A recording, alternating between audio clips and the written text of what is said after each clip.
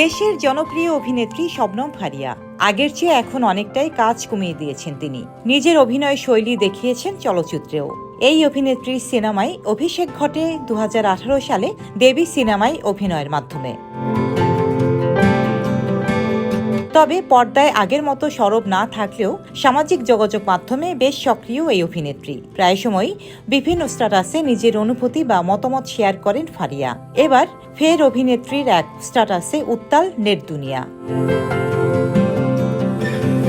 অভিনেত্রী শবনম ফারিয়া নারী দিবসে নারীদের নিরাপত্তা নিয়ে প্রশ্ন ছুড়েছেন। 8 মার্চ আন্তর্জাতিক নারী দিবস ছিল। প্রতি বছর মার্চ মাসের 8 তারিখ লিঙ্গ বৈষম্য দূরীকরণে, নারীর প্রতি সম্মান ও সমানাধিকারের বার্তা দেওয়ার জন্যই উদযাপন করা হয় দিবসটি। শুক্রবার 7 মার্চ দিবাগত মধ্যরাতে ফেসবুক ভেরিফাইড পেজে একটি স্ট্যাটাস দিয়েছেন শবনম ফারিয়া। সেখানে তিনি লিখেছেন, যেই দেশে সামাজিক যোগাযোগ মাধ্যমে ঢুকলে প্রতি রিফ্রেশে একটি করে ধর্ষণের সংবাদ, সেই দেশে আবার ওমেন্স ডে কি।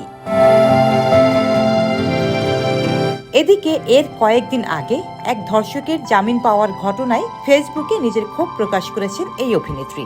সাজাপ্রাপ্ত এক আসামির জামিনের সংবাদের ছবি ও লিংক পোস্ট করে তার ক্যাপশনে তিনি লিখেছিলেন, ধর্ষককে যারা জামিন দিয়েছে কিংবা এই প্রসেসের সঙ্গে জড়িত তাদেরও শাস্তির আওতায় আনা জরুরি। Desk report, Deshkal news.